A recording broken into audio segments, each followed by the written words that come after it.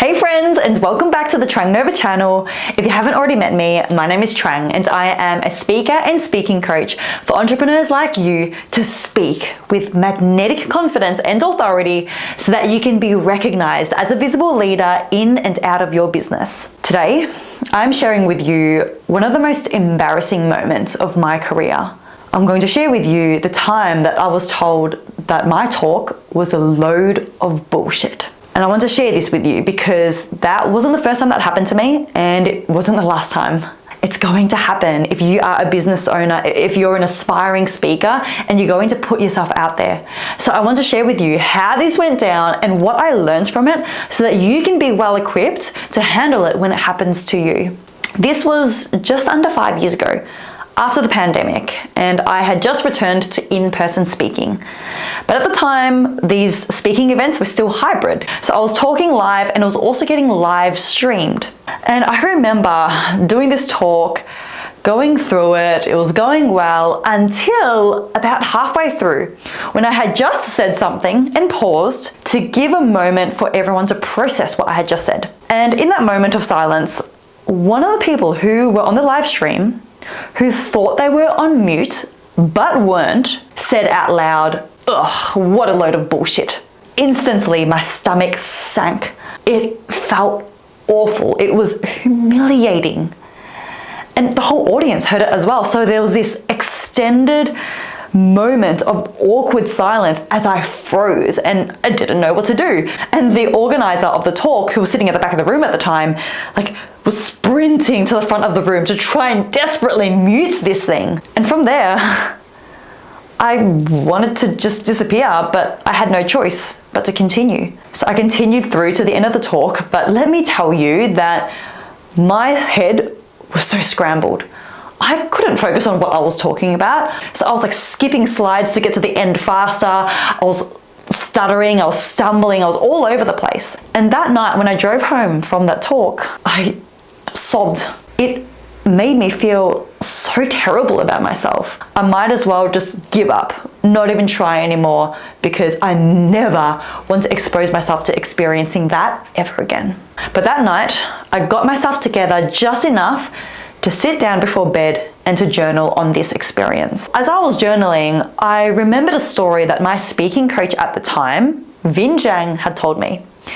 And he told me that he'd been through something quite similar. So if you don't already know Vin Zhang, he's one of the best speakers and speaking coaches in the world. He uses magic to convey his point and to entertain his audience. He's fantastic. Check him out if you haven't already. He told me that he had done a talk to a group of thousands of people and they loved it. He got a standing ovation, and afterwards there was a huge line for the meet and greet. And everyone in the line was gushing over him. They were telling him how much they loved his talk and how much they learned from him, how inspired they were, except for one man.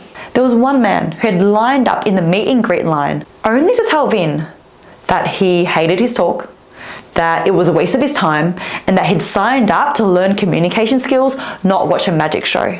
And after delivering that, he swiftly turned around and walked away. And when I remembered that story that Vin had told me, it immediately made me feel better. It made me feel better because if Vin, one of the best speakers in the world, if he's still getting some judgment and hate, then it's part of the process. It's the rite of passage to making it. And it became so clear that the fact that I was getting hate meant that I was already doing the thing. My dream was to do speaking gigs, to be able to inspire and to influence people.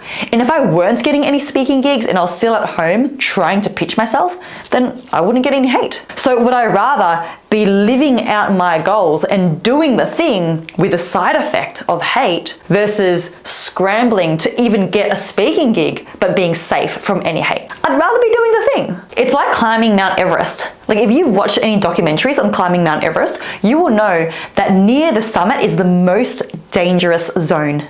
It's literally called the death zone. And during this phase of the trek, a lot of people don't make it. People will trek up through the death zone and go past dead bodies, have dead bodies roll down the mountain next to them. So if you are exposing yourself to severe risk, severe danger, it means that you've got to be close to the summit.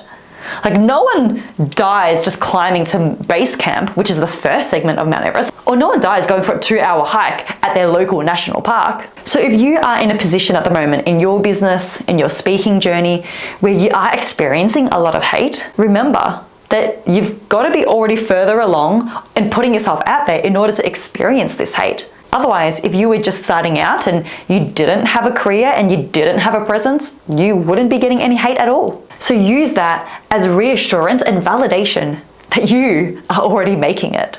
Now, the other thing that I really want to share with you that came up during this journaling session was this. These moments, they do have the power to ruin your career. They do. But they also have the power to catalyze your next greatest success. It's simply up to you to choose which direction you're going to take. What I mean by this is, well, as I said, on that night, I was ready to throw in the towel. I was done. No way would I want to ever put myself in that position again where I am subject to such humiliation and embarrassment. So I was like, okay, I'm done. I could have let this one incident, this one person, derail my entire career, my entire life dream.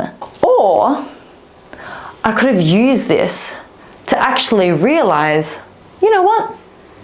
I never want to experience this again. So I'm going to make sure that it doesn't happen again by knuckling down and becoming so good that they cannot criticize me, that they cannot ignore me.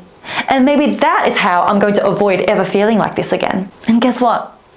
That is exactly what I did. Because even though that night I was so broken and crushed by that feedback, by the end of this journaling session, it was about 45 minutes, I had been able to reframe this whole perspective to reach a state where I was grateful for that man. I was grateful for that person who'd said, oh, that was a load of bullshit, because it reminded me that I was on the right path, that I was already making it, and it ignited the fire within me to work so hard that that would never happen again.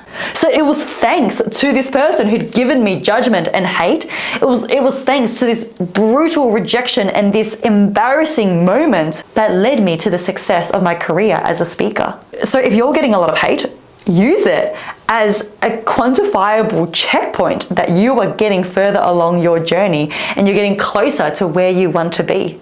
Because each of these moments, they do have the power to catalyze you to even more success, to even more improvement and development in your craft. So what's it going to be? Are you going to use it as fuel for your next leap? Or are you going to give in that you let go of your entire dream?